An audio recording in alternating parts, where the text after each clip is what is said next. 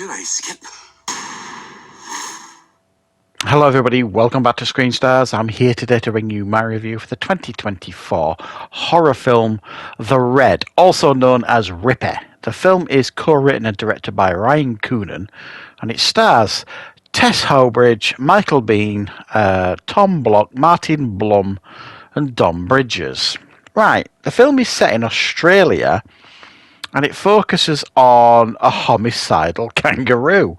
There is some kind of mutated kangaroo that is shredding the locals.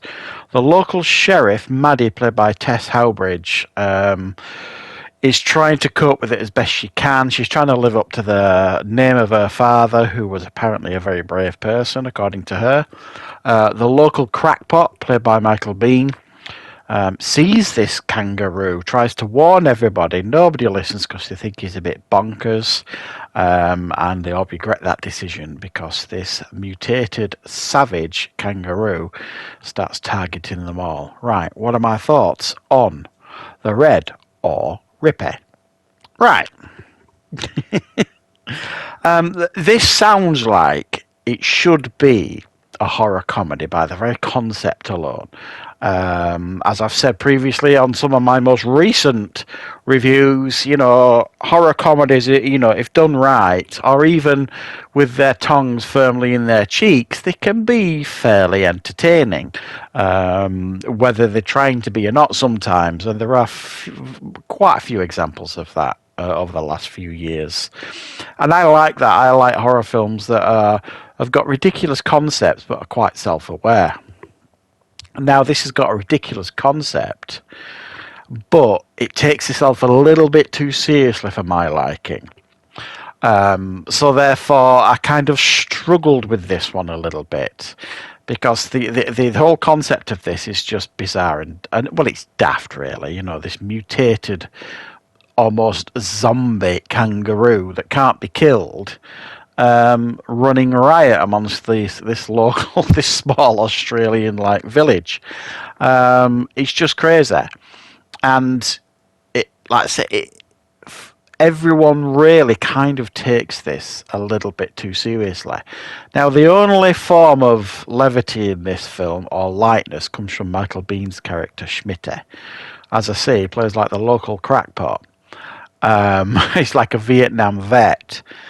And he kind of plays it knowing the kind of film that this is. I think he's not silly. He's a veteran, Michael Biehn. He knows this film, the kind of film that it is, and he kind of plays his character accordingly. A bit zany, a bit off kilter, and occasionally he kind of grounds the performance and says some sensible things, I suppose, and then you're reminded what a good actor Michael Biehn actually is.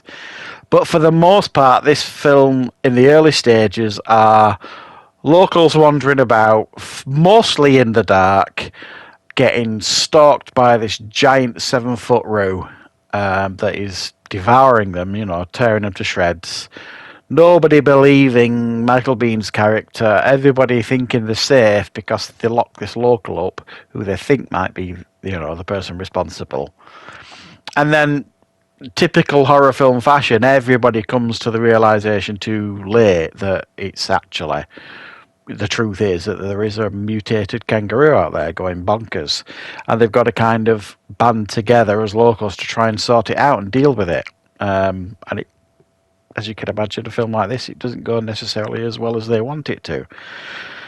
And that's your film, really. It's not trying to be overly complex. It's actually, a very, very simple story, and I don't mind that in films like this. As I say, the biggest drawback to this is its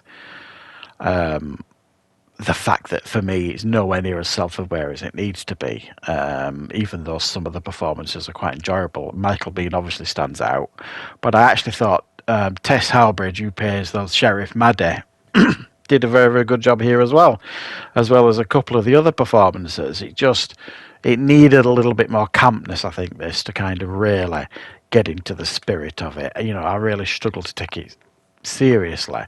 And it clearly indicates at the end of the film that it's going to kind of go in a slightly different direction, and obviously I'm not going to spoil that, but it certainly hints that there may be more of these potentially. So I guess we'll see how well this one does. I wouldn't be necessarily opposed to it. It's surprisingly well made as well in regards to the production values here. It's got, it looks quite slick. It's well made. There are obviously some competent directorial stuff going on here. The locations all look very genuine. You feel like you're in the Australian bush or the Australian outback, whatever you want to call it, and it feels like one of those small Australian towns/stroke villages. So it feels very authentic in that sense. So from that perspective, you're kind of getting your money's worth with this, because I do feel as though they've pumped a decent amount of funds into this one to try and give you what you're looking for. It just, if you like, it fails. The character development here is not very good at all in regards to that, writing the characters.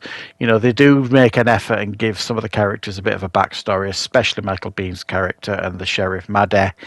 But it's stuff you've heard all before. It's not overly interesting, and it's not great dialogue as well. Films like this, you basically just want to see people being chased by a 7-foot kangaroo and mauled to death, and then people putting plans together for it all to go completely tits up. That's kind of what we want to watch when we're watching films like this, and the film tries to be a little bit more in depth than that, and it just, for me, doesn't necessarily pay off. So, I mean, if the concept here sounds interesting to you, a mutated kangaroo tearing people, to shreds, then you're probably going to find something to enjoy here. It's not an unwatchable film. It's not a bad film. It's just not. It's not what you would call horror film of the year material. It's just a bit of throwaway fun. It's definitely one of those films you can watch with your mates, having a few drinks, getting the pizzas out to have a watch and maybe a giggle at, and not to take it particularly seriously, because there's nothing here to be taken seriously. It's it is exactly what it is, and what it is really a bang average film at best, with a fairly fun and interesting concept. So yeah, let me know in the comments what your thoughts are on this film. I hope you enjoy my triple bill for Halloween. Let me know if you do. Don't forget to like the videos. Please subscribe if you're new to the channel, and I will of course be back with plenty more reviews and content on the channel very, very soon.